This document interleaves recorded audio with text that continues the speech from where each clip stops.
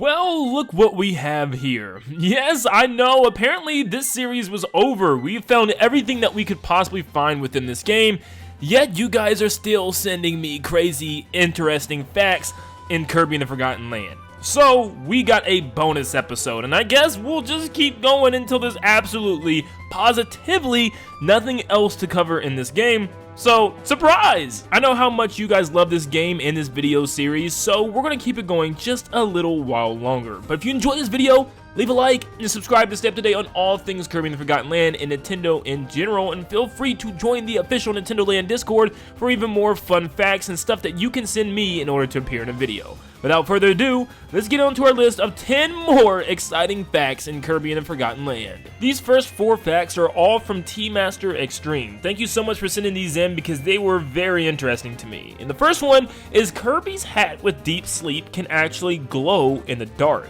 It's very interesting. Now, the little aura around me is just a speed boost because I messed up before this.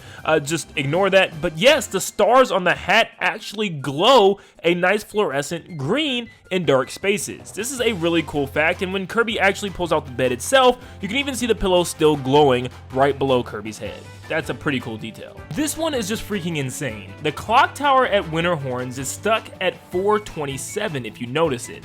And the fact that you get 92 coins isn't a coincidence either. This is because Kirby's Dream Land launched on April 27th in 1992. Take that in. Time 427 actually translates to April 27th, and the 92 coins translate to 1992.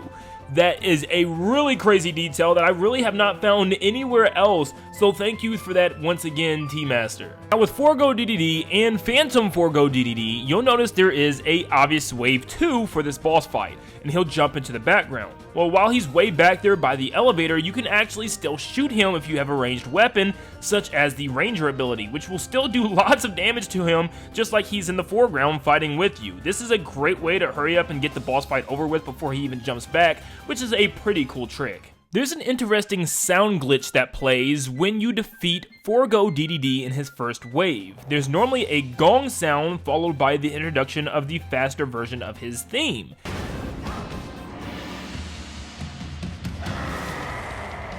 Now, you can actually one-shot the first phase by having the super powered up crash ability, and when you do so, it'll actually glitch out the gong sound and it won't even play really.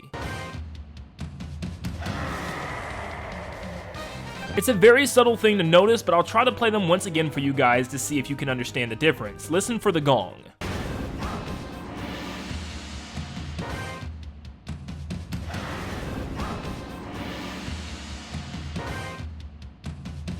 A user over on Reddit actually put together a chart showing the damage output values each time Kirby dies, and it does show that the more times Kirby dies, the more damage that he'll actually deal, and I did test this out myself, and it does turn out to be true. The more you die with Kirby, the stronger he gets. I guess it is a way of them giving you a somewhat of an easy mode. Yeah, I don't understand why they even do this, especially since there is a wild mode option and an easy mode option, but you know what, it is what it is, but it is a cool little secret that many people probably didn't notice, and if you ended up defeating bosses a lot quicker after you died, this is probably why. Now here's a really cool theory given that might not be true, but it's something that's very interesting even when you look at it. So after you defeat Meta Knight in the very first Coliseum battle, you'll see the end screen where Kirby's cheering with everybody. You can see all of the Waddle Dees in the background cheering as well. Well, there's 3 Waddle Dees doing something different than all the others in the stands. You can see 2 angry Waddle Dees in the top left section, one in the top row and one in the bottom row. And then the last one is in the middle section in the top row. He's just sitting there very angry. These are the only 3 angry Waddle Dees in the stands. Gleason also said that this could be because of the fact that there's 3 different Coliseum battles to get through, and maybe this was kind of its, hint that these were coming in the future. This is really cool if this was the case. If you go into Kirby's house, you can actually talk to Elflynn, and Elflynn will tell you some pretty basic stuff. Thank you for saving Leongar, stuff like this. Nothing really too crazy. But if you talk to him literally 10 times, eventually Elflynn will thank you for wanting to be so interested in talking with him, and then eventually open up about how this whole thing happened in the first place, about the very beginning, how they used to kind of coexist with the animals, and everything was fine until Leongar rose to power thanks to the corruption of Forgo. video. He also talks about how the waddle dees came and he helped them to build a town and hung out with them until obviously they were being hunted by the beast pack. It's a really cool little extra part of the story, which is fun to read, and it's just a cool little Easter egg if you just talk to Elflynn a lot. It kind of rewards you for being curious. Oh yeah, Elflynn also said to like and subscribe right now before we continue. Elflynn said it, not me. If you use Time Crash in the Waddle Dee town, you can actually run over the Waddle Dees and knock them over in order to keep the Time Crash going. Now after a while, it'll stop because you can't just keep using it forever, but you can keep it going for a pretty long time by just running into Waddle Dees and slowly making them fall over in dramatic fashion. It's actually pretty funny. Now this one could be very obvious for a lot of people, but this one I did not know was a thing. So as Frosty Ice, yes, you can create snowmen, but did you know when you freeze enemies, it actually leaves them in more of a transparent ice snowman? Yeah, I did not know this, and I don't know why, but it's really cool. I mean, look at it. It's a little ice Frosty, and the little head of the enemy pokes out of them. It's kind of sad for the enemy, but it's a pretty snowman, right? I guess you could call it an ice man. I tried it on bigger enemies, and it seems to turn them into more of an ice ball or an ice boulder instead of an ice snowman.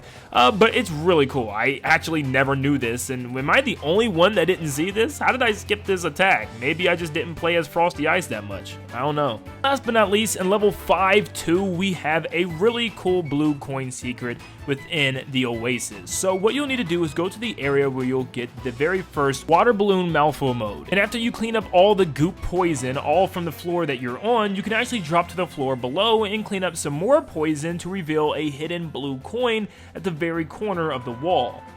Man, this reminds me of Mario Sunshine, because that's what Mario does at Serena Beach. Remember that level where he cleans up the green goop? Come on, where's my Mario Sunshine fans at? You remember the level. And that is 10 more cool facts that you probably missed in Kirby and the Forgotten Land. Thank you to every single person that continues to send me these and that has appeared in these videos. Congratulations, thank you so much. You guys have been a big reason why this series has been lasting longer than I ever thought it would. You guys continue to find more stuff from this game that came out almost 4 to 5 months ago, so thank you so much. Your love and support for Kirby and the Forgotten Land and for the channel means so much, and I guess if we have even more, we'll continue to keep going. There's no reason to stop now because there just keeps being more stuff popping up on the internet each day.